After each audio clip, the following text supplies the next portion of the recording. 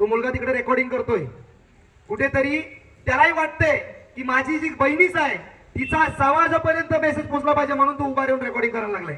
गुड्डीताई, कदाचित ते तुझे ऋण नाही पण आमचे ऋण तुझ्याकडे आहे, कारण तुझ्यामुळे कुठेतरी गावाचं नावच पुढे जाणार आहे. आज जे मी अधिकारी झालेली आहे, हे सगळ्यात पहिले मी हे जे स्वप्न पूर्ण केलं ते माझ्या वडिलांचं स्वप्न पूर्ण केलं. गणेश तू बरोबर सांगितलं, पप्पा जिकडे कुठे असतील, आणि तात्या पण सांगत होते की पप्पा नेहमी सांगायचे माझ्या डोक्यामध्ये सरकारी अधिकाऱ्याचं खूळ ते पप्पांनीच टाकलं, कारण की मला कधी माहिती नव्हतं. तर मग सरकारी अधिकारी म्हणजे काय, मग ते सांगायचे का तुला कलेक्टर व्हायचं आहे, तर ते त्यांनी केलं आणि त्याच्यानंतर मी त्या प्रवासाला लागले आणि आज मी अधिकारी झाले. तर ह्या गोष्टीचा सगळ्यात जास्त आनंद पप्पांना असेल. या दिवशी असं वाटते का पप्पा असायला पाहिजे होते, पण ते कुठेतरी असतील ना, कुठेही असतील ना, तरी ते खूप जास्त खुश होतील का त्यांना माहिती आहे गुड्डीने त्यांचं स्वप्न पूर्ण केलं.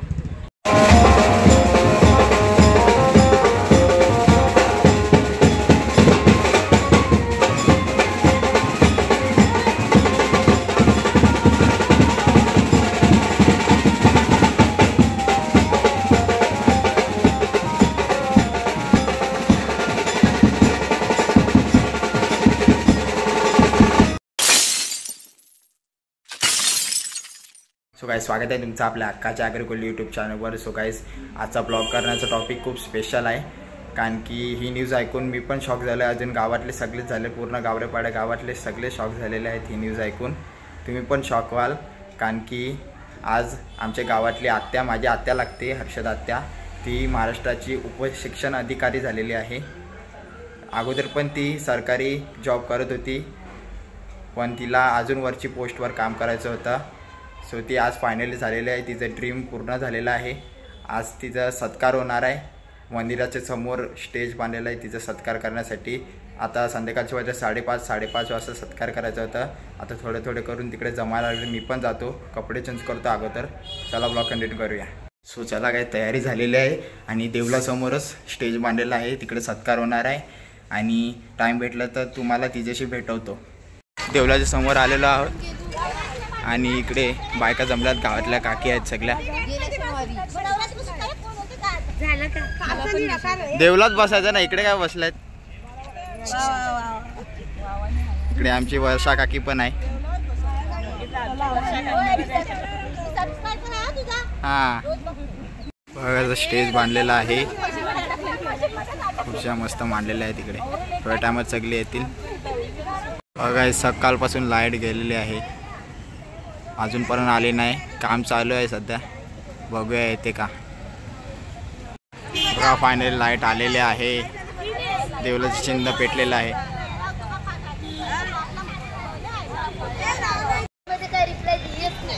A few minutes later. आत्या आलेले आहे.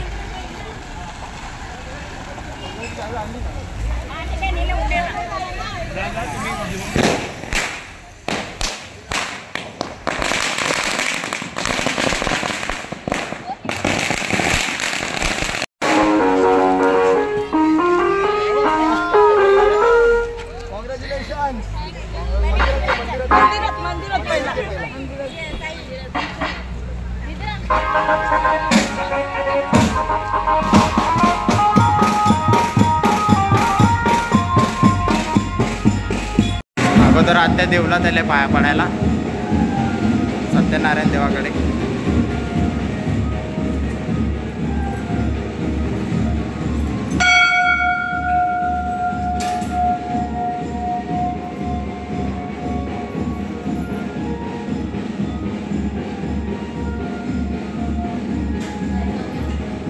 काय आत्या, कसं वाटते? खूप भारी वाटते.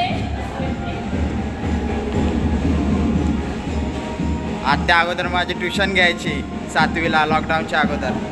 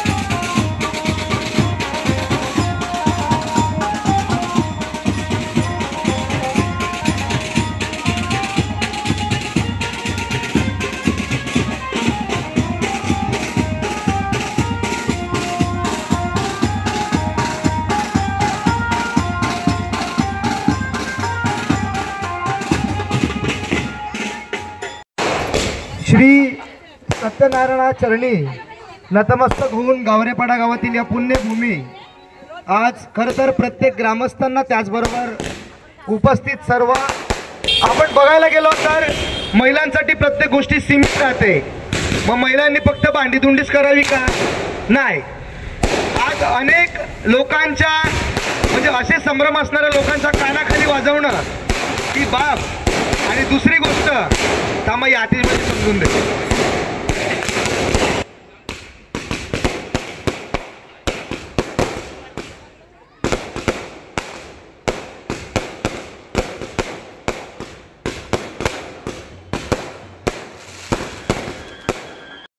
एकतर शिक्षणामध्ये महिला पुढे जाऊ शकते आणि जे नेगेटिव्ह विचार करतात त्यांचा निघालेला धूर आहे. आणि दुसरा धूर आहे हा प्रगतीचा आहे. लक्षात ठेवा, माता भगिनी सांगितलं ना की एक सीमा आहे, म्हणजे प्रत्येकाला एक कुठेतरी सो कॉल एक लिमिटेशन दिलेलं आहे. सो कॉल खरं तर ती नाहीये, ती आपल्या समोर उभी आहे. काय माहितीये का, प्रयत्न प्रत्येक गोष्टीचा असतो. कधी कधी काय होतं, एखादा प्रयत्न करतो, प्रयत्न करता करता सोडून देतो, माझ्या बसची बात नाही, मी नाही. ती येता जाता एज एन ST ऑफिसर आम्ही तिला खूप हैराण केले. म्हणजे आम्हाला खरंच तिला त्या उच्च पदावरती बघायचं होतं आणि खरंच देवाचरणी प्रार्थना होती. ज्या दिवशी तिचं STI म्हणून नेमणूक झाली होती त्याच दिवशी तिला आम्ही तोच फोर्स करत होतो की आम्हाला अजून काहीतरी मोठं पाहिजे बाबा.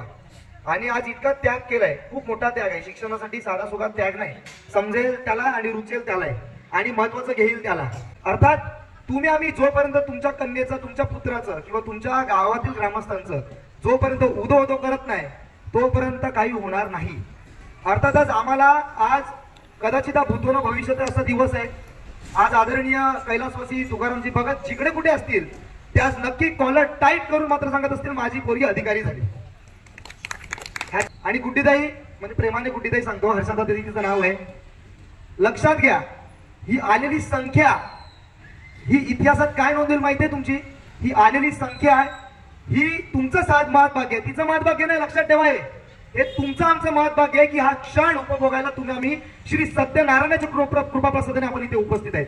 तिचं ना हे आपलं महत्भाग्य आहे, हे माझं महत्भाग्य, आलेल्या माता भगिनींचं आणि इथे आलेल्या माझ्या ग्रामस्थ बंधुवांचं महत्भाग्य आहे की गावातील गावरेपाडा गावातील आणि या पंचक्रोशीतील पहिला महिला लोकसेवक ज्या पदवीला ती आले ती आपल्या गावरेपाडा गावातील आहे का दादा.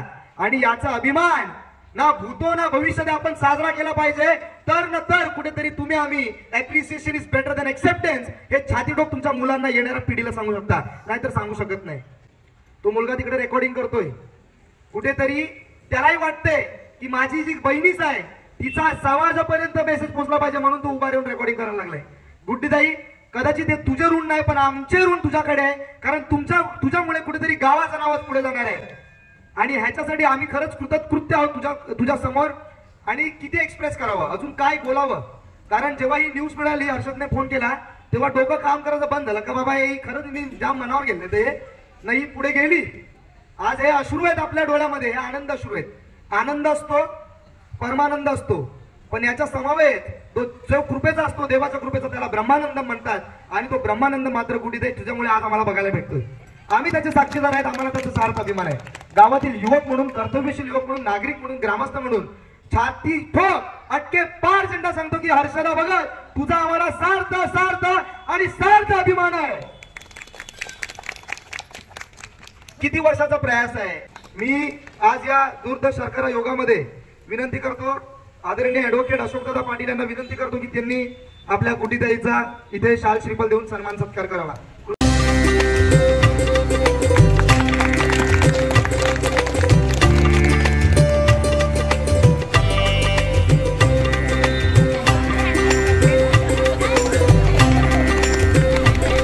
अशोकदादा यांना विनंती करेल की त्यांनी सुद्धा दोन शब्दाने जी काय आज उंच भरारी घेतली गुड्डीताईंनी त्याबद्दल व्यक्त व्हावं. आजच्या कार्यक्रमाची सत्कारमूर्ती हर्षदा तुकाराम भगत यांचा सत्कार सोहळा गावामध्ये ह्यापूर्वी कोणी केला नाही. मी जेव्हा वकील झालं तेव्हा पण नाही झाला. कारण त्याचं कारण असं सांगतो, कारण गावकऱ्यांना शिक्षणाचं मूल्य माहीत नाही आणि राजकारणाचं महिला सांगतात राजकारणाचा भरपूर माहिती आहे. परिस्थिती अशी होती की ऍडव्होकेट हा शब्दच माहिती देतो गावकऱ्यांना. जेव्हा माझ्या बंगल्यावरती नाव लिहिलं होतं advocate Ashok Patil high court high court समजते, परंतु ऍडव्होकेट शब्द समजत नव्हता. तर मला नंतर लोक विचार लागले, अरे काय ऍडव्होकेट. अरे मी सांगितल्यानंतर की मी वकील झालो, मला सनद मिळाली, कायद्याचा मी पदवीधर आहे, कोर्टात आता मी केसेस चालू शकतो. तसाच त्यासाठी मी जी मेहनत घेतली होती, हर्षदाने सुद्धा, मला माहित आहे त्या तिच्या वडिलांचं हे स्वप्न आहे. आम्ही जेव्हा ऑफिसवरती जायचो तेव्हा त्यांच्या तोंडातून यायचं की माझ्या मुलीला मी कलेक्टर करणार आहे. आणि अशा त्या MPSC परीक्षा पास झाल्या आणि आम्हाला त्याचा सार्थ अभिमान आहे. त्या ज्या पदावरती आहेत त्या पदावरती ते आता रुजू झाल्यानंतर सर्वांना नमून काम करायचं आहे. त्यांच्या सहीला एवढं महत्व आहे की त्यांनी जे सही केली असेल आणि त्याच्यावर कोर्टाचं कारवाई असेल तर माझ्यासारखे 100 वकील लागतील, परंतु त्यांच्या सहीला जबाब हा वकिलांना द्यायला लागेल. एवढी पॉवर त्यांच्या त्या पदामध्ये आहे, त्यांच्या सहीला येणार आहे. हर्षदाला एक माझ्याकडनं विनंती अशी आहे की ज्या आता पदावर आहे हे पद सांभाळताना नोकरी आहे, आमिषापासून दूर राहिलं पाहिजे. कारण लालच किंवा लाचलुचपत हा विभाग हा घातक आहे. ज्या मेहनतीने तुम्ही शिक्षण घेतलं आहे, परीक्षा दिल्या आहेत, पास झाले आहेत, परंतु भ्रष्टाचाराला किंवा लोकलाचेला मुळीच शिवू नका, कारण हा घातकी भाग आहे. रामभक्त श्री हनुमान की गोपाल गोपाल श्री कृष्ण भगवान की, छत्रपती शिवाजी महाराज की, छत्रपती संभाजी महाराज की, राजमाता जिजाऊ माते की.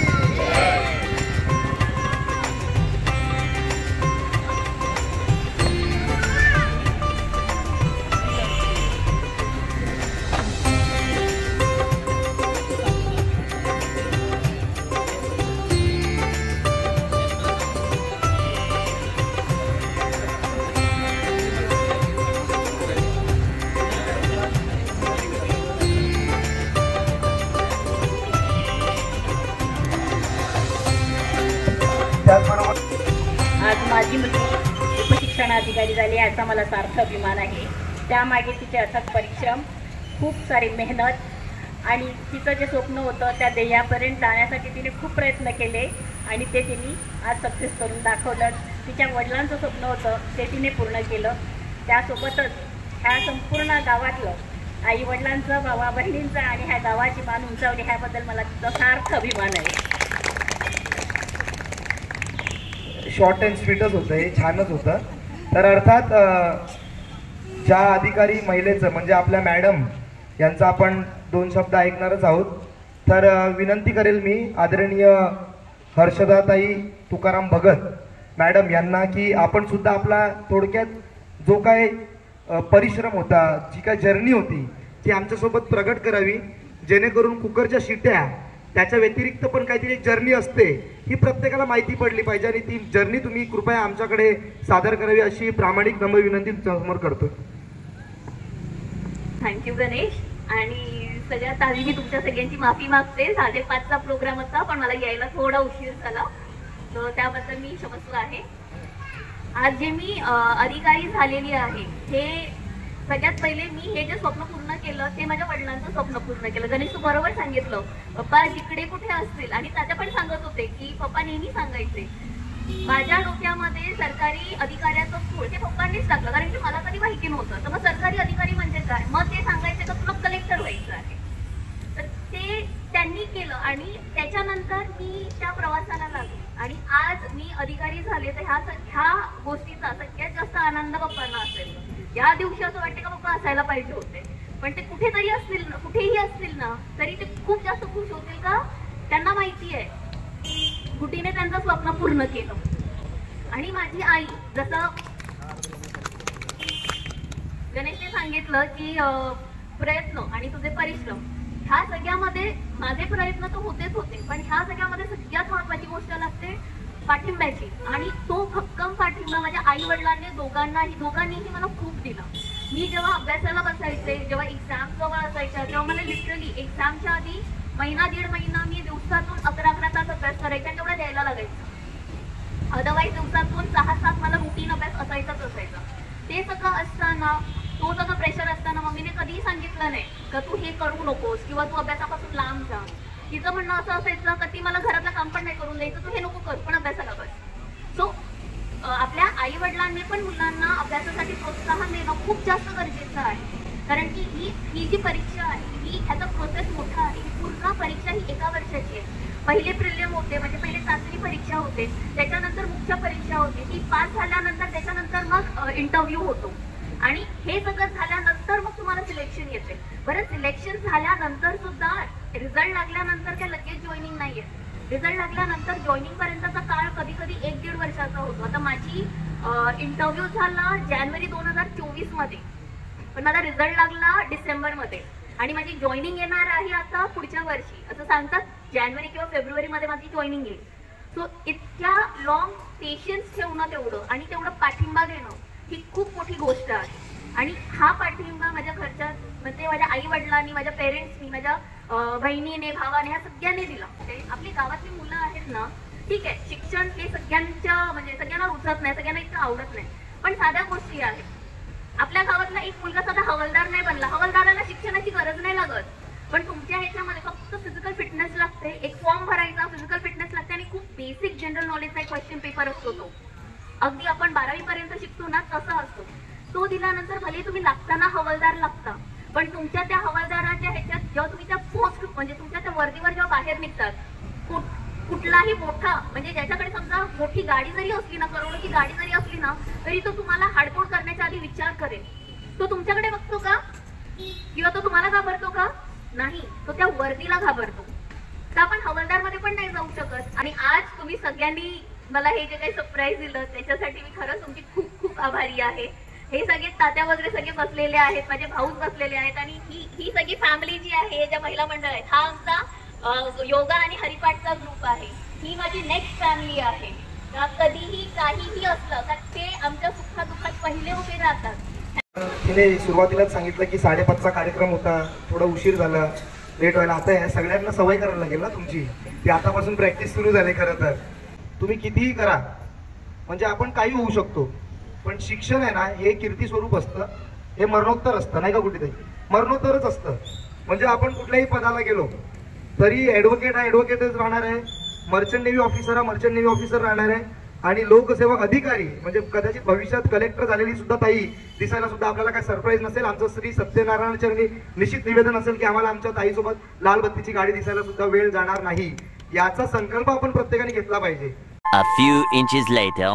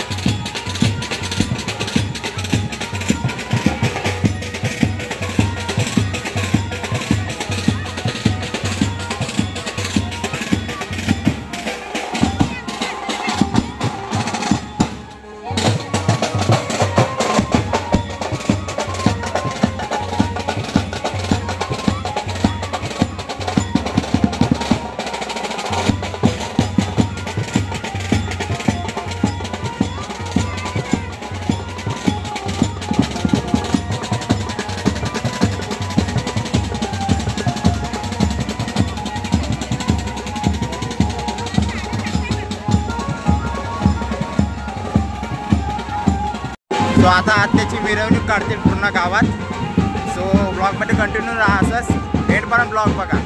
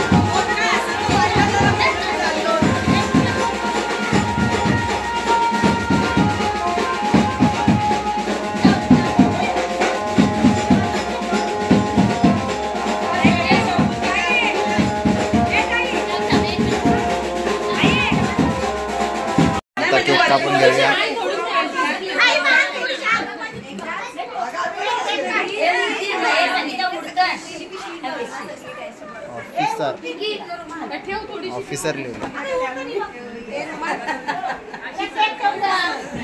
त्याच्यासाठी तू वेट करत होती का? आज भेटला ना तुला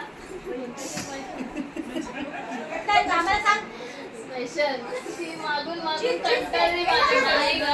नाही, मी त्या वाढदिवसाला केक आणलेला तो, तर मी सांगितलं का मला तो पाहिजे, तिने मला दिला नाही. आणि जुलैला वाढदिवस होता तिचा, तेव्हापासून तिला तात्काळ ठेवलेलं. आज स्वप्न साकार झालेलं आहे मुलीचं. एकचं पण मम्मी